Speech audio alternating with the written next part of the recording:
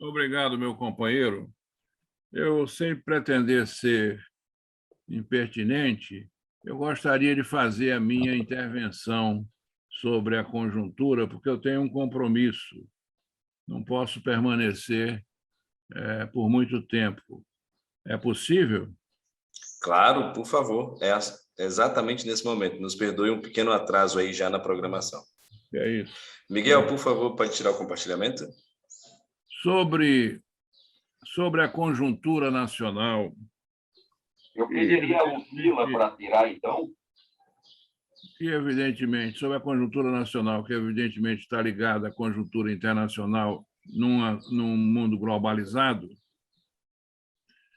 eu começaria dizendo o seguinte: vivemos um tempo em que a nossa Petrobras só pode ser protegida pelos patriotas, porque há todo um ambiente hostil à Petrobras.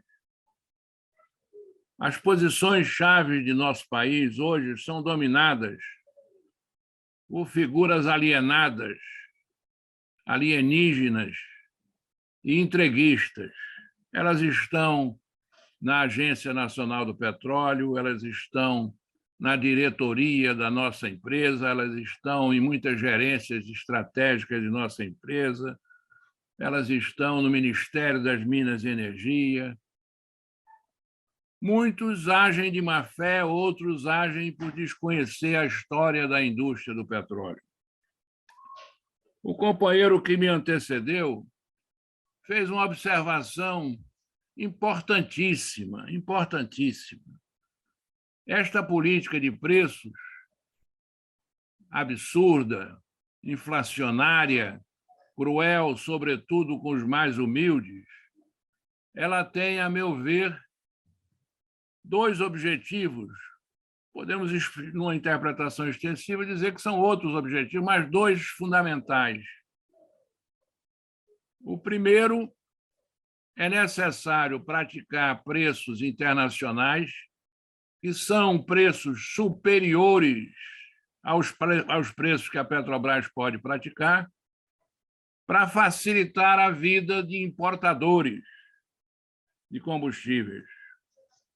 Importadores de combustíveis reunidos numa entidade chamada ABICOM, Associação Brasileira de Importadores de Combustíveis. Entidade de baixíssima representatividade, porque fundada em 2016. Vejam que coincidência. A ABICOM foi fundada em 2016, quando se iniciou a política de preços de paridade com importação. Baixíssima representatividade, porque ela reúne 8 ou 9 importadores de combustíveis. E por que 8 ou 9 têm baixíssima representatividade? Porque se nós formos na ANP, Agência Nacional do Petróleo, nós vamos verificar que lá estão registradas mais de 200 empresas para importar e exportar derivados de petróleo. Então, a ABICOM foi fundada em 2016, data em que foi iniciada esta política nociva, cruel, entreguista. Coincidentemente, tem baixa representatividade. Então, eles alegam que a Petrobras, quando pratica preços abaixo dos internacionais, ela está prejudicando a concorrência. A concorrência é um princípio fundamental estabelecido na Constituição brasileira. O consumidor tem direito à concorrência na suposição de que esta concorrência nos traz produtos de melhor qualidade a menores preços. Mas a concorrência desejada pelos importadores de combustível é a anticoncorrência, porque querem que a Petrobras suba o preço para que eles possam concorrer com a Petrobras e a sociedade tem que pagar, toda a sociedade tem que pagar mais caro para facilitar a vida dessa gente, desses 8 espertalhões, numa comunidade que tem mais de 200. No direito econômico, meu companheiro Marcos André e os companheiros que me ouvem, No direito econômico existe a figura do monopólio virtuoso, o monopólio virtuoso. Existe também as figuras do poder econômico. Existe a figura do poder de mercado. Existem várias figuras. O monopólio virtuoso é aquele, como o nome está dizendo, que tem virtudes. Embora seja um monopólio, ele é virtuoso porque ele favorece um determinado mercado. E a concorrência só faz sentido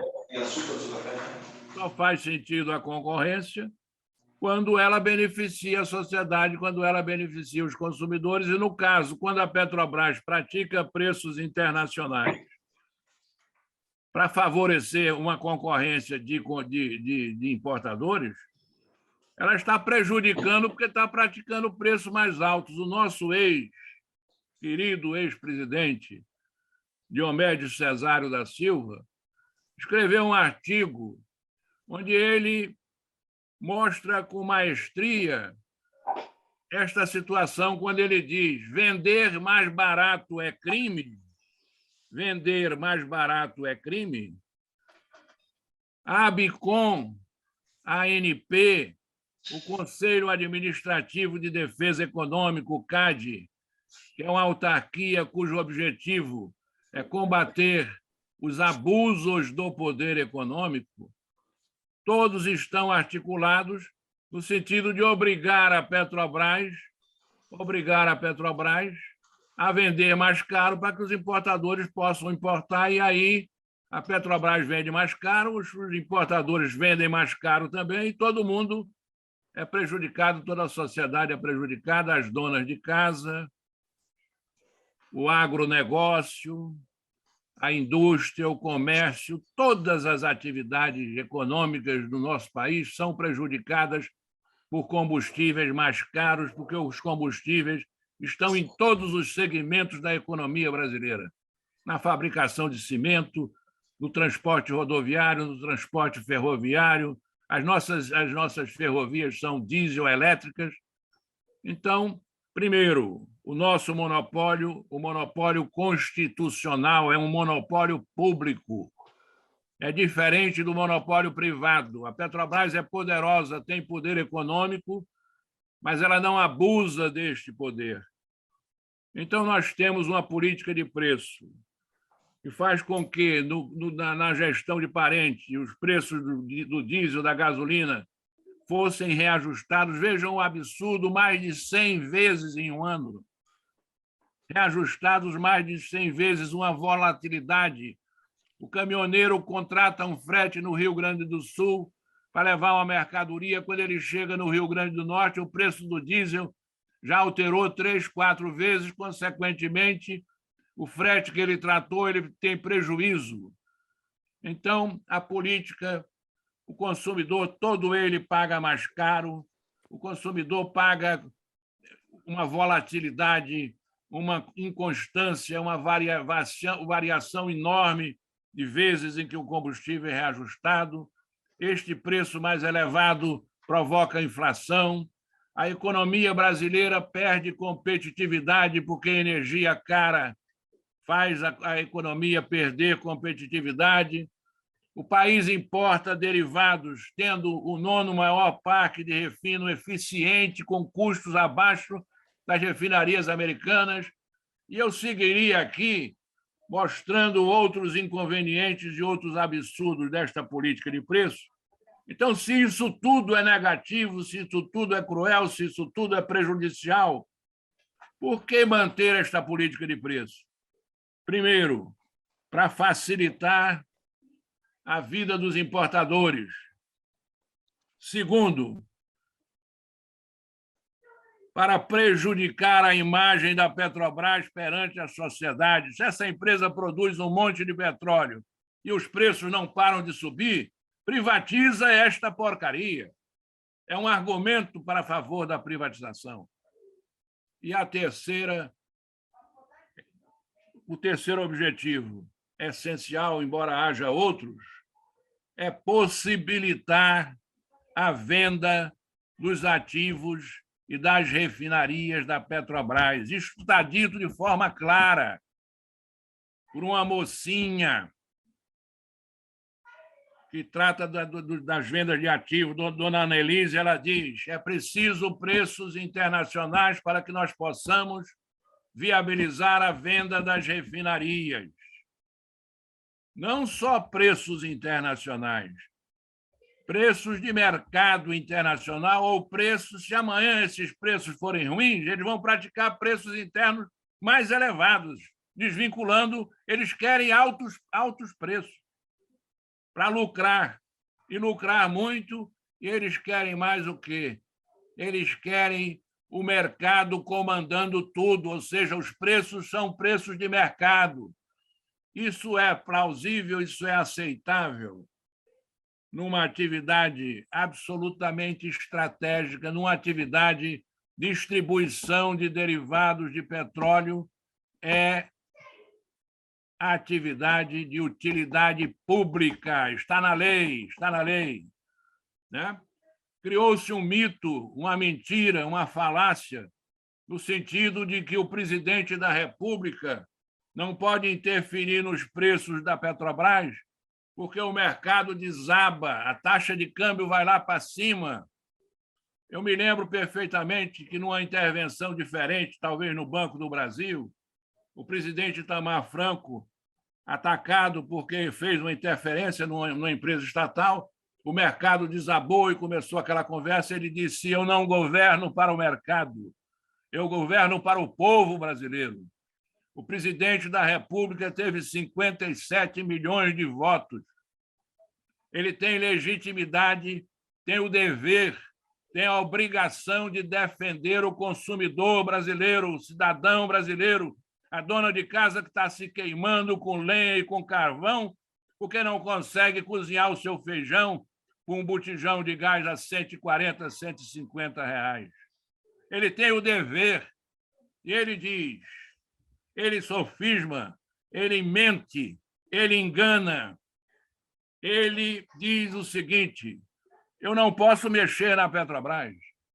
Embora não possa mexer na Petrobras, eu apanho de todo lado porque os combustíveis estão num valor elevado. Como não pode mexer se ele pode nomear e desnomear o presidente da Petrobras? Como não pode mexer se ele pode nomear e desnomear todos os diretores da Petrobras? Como não pode mexer se a Petrobras é uma empresa estatal controlada ainda, graças a Deus, controlada pelo governo federal? Ele não só pode, como ele deve, como ele tem a obrigação de interferir na política da Petrobras em todos os aspectos, não só os de preço, mas em todos os aspectos onde a ação da Petrobras, a atuação da Petrobras prejudique a economia do país, prejudique o povo brasileiro, prejudique o consumidor brasileiro. Defender o consumidor está na Constituição. É um dever do Estado brasileiro. Para isso existe o Código de Defesa do Consumidor. É dever dele, ou ele acha que ele vendendo as refinarias para Mubadalas, para ExxonMobil, para Shell, ele vai controlar essas empresas. O que eles querem é uma anarquia. São preços definidos pelos grandes grupos econômicos estrangeiros, porque não há dinheiro brasileiro para comprar o patrimônio da Petrobras. Quando houve uma venda, me parece, estão estruturando uma venda da Reman, com um grupo chamado Atem, que é uma distribuidora que atua lá no Norte e Nordeste. Essa empresa é uma devedora contumaz de impostos, de tributos, é uma sonegadora. Segundo diz a imprensa, o jornalista Lauro Jardim, esta empresa está sendo acusada de sonegar impostos, de crimes ambientais. Então, o discurso de compliance, o discurso de seriedade, o discurso de ética é um discurso para boi dormir. Na realidade, estão vendendo patrimônio para estrangeiros, estão vendendo patrimônio para gente que não tem idoneidade, para gente que não tem ética, para gente que não tem decência, sonegadores de impostos.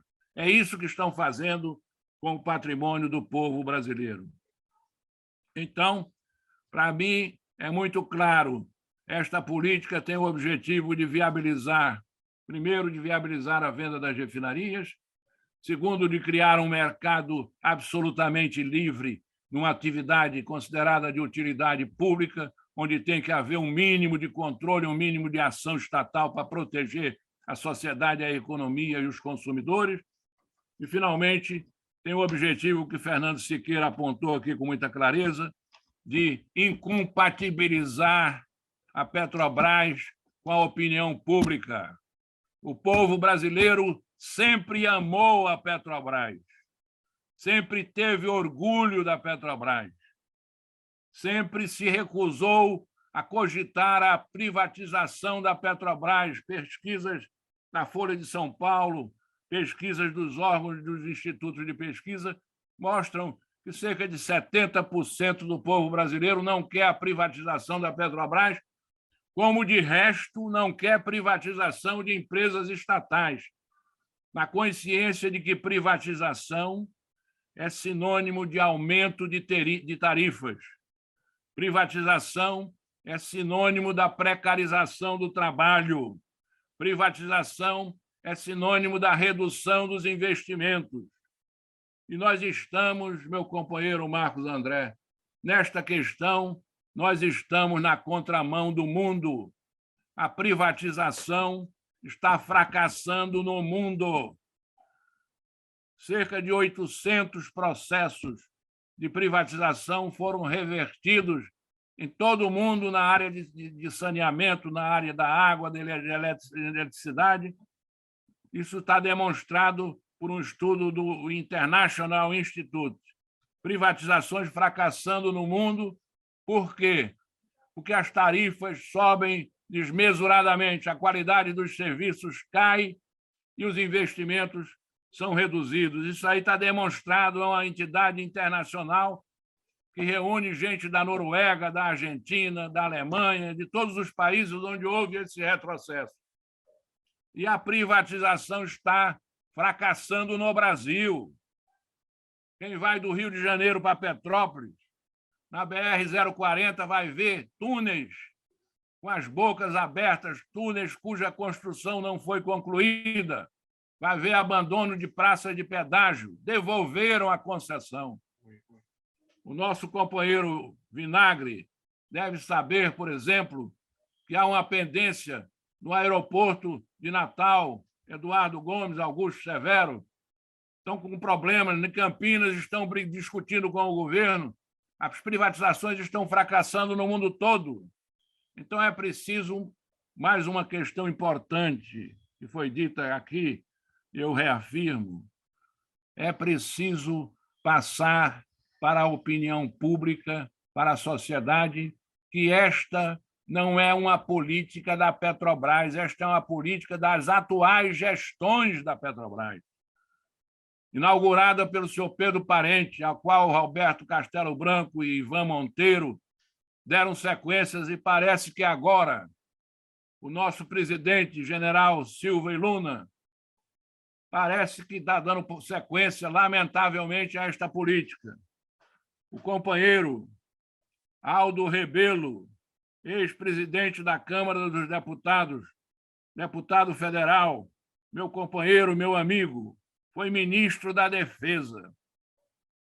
Fez as melhores referências ao general Silva e Luna. E tenho consciência de que Aldo Rebelo é muito rigoroso nas suas referências. É um pernambucano, um homem que veio do meio rural. Segundo Aldo, um homem da maior dignidade. Ele deve estar sendo enganado pelos conselheiros que o cercam, o Conselho de Administração, algumas gerências da Petrobras são entreguistas, acham que privatizar é a solução, estão trabalhando nesse sentido, não têm consciência, não têm conhecimento da importância da política do petróleo na segurança econômica, na segurança social, na segurança energética e na segurança militar.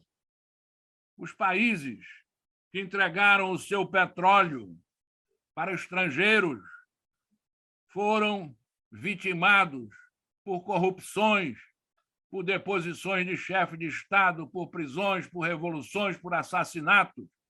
Basta que se veja os exemplos, sejam vistos os exemplos do México com Cárdenas, do Iraque com Saddam Hussein, da Líbia com Gaddafi. Em todos os lugares onde houve petróleo e nacionalização da indústria do petróleo, houve revoluções, deposições, assassinatos, enfim, tensões, milhões de tensões.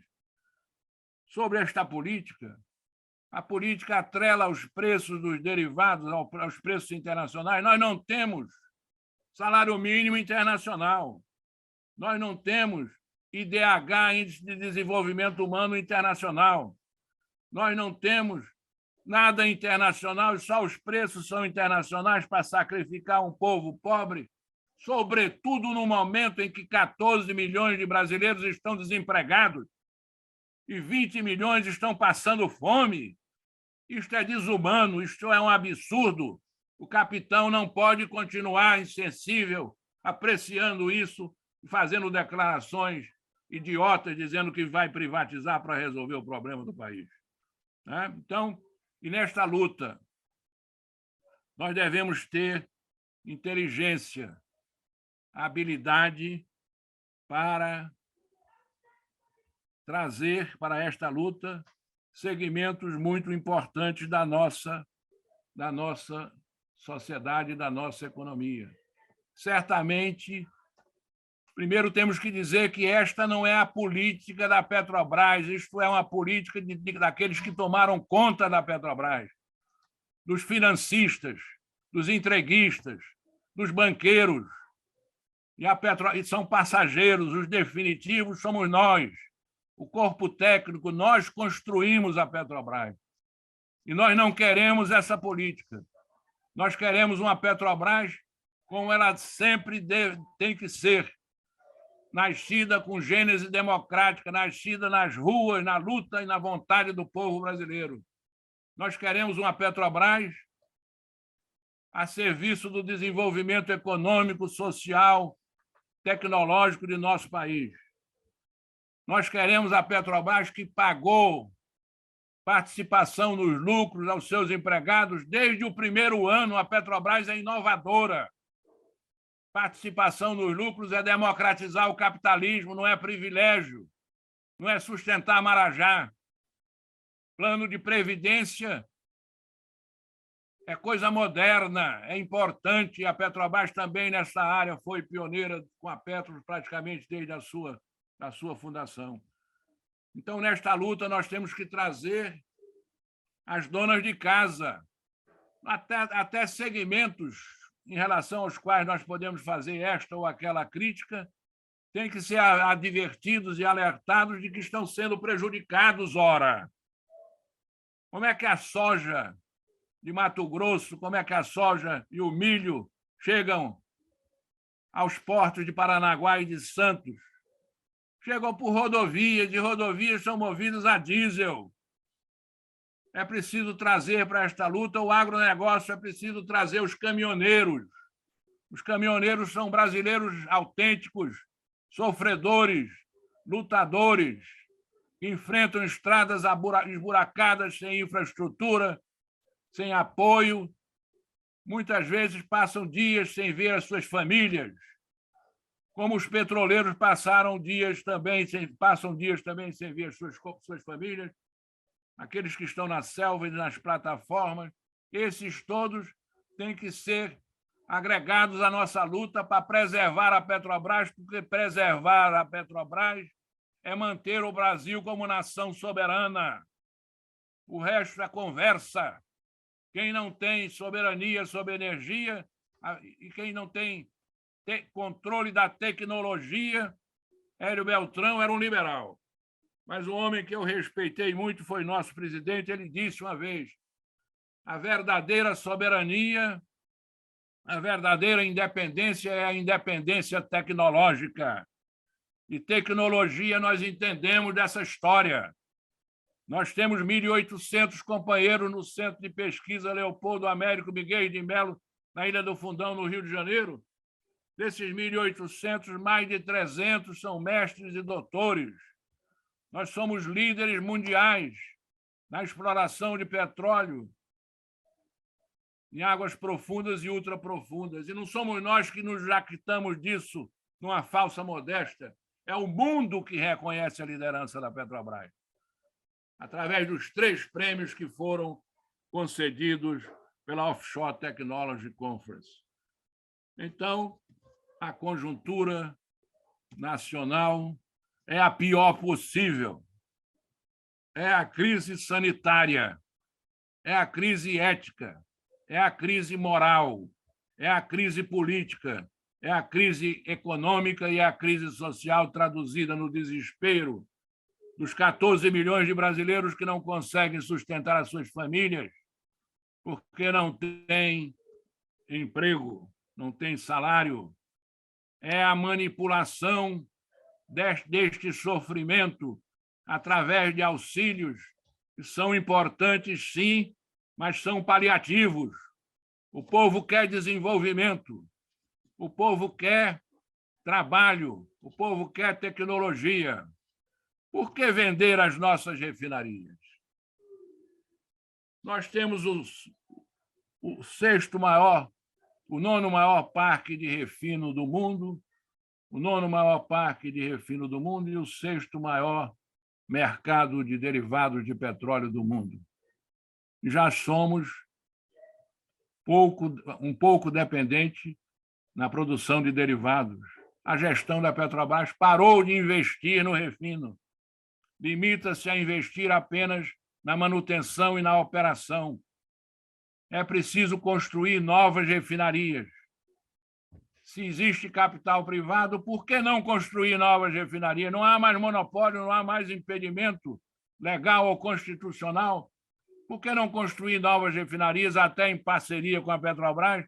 Por que comprar as refinarias que já estão prontas? Ao construir novas refinarias, nós vamos comprar bombas, compressores, fornalhas, enfim, materiais, equipamentos e serviços de engenharia e empregos. É isso que nós precisamos. E por que vender as refinarias? Porque vai haver competitividade e vamos baixar os preços?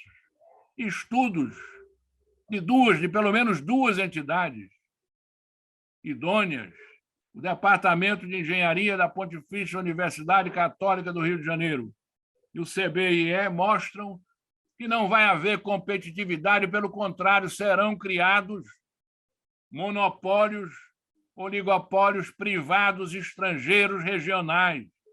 Estão vendendo as refinarias com todos os ativos de logística. Estão vendendo Candeias, estão vendendo Madre de Deus, terminal de Madre de Deus, estão vendendo os oleodutos de petróleo e os oleodutos de distribuição de derivados.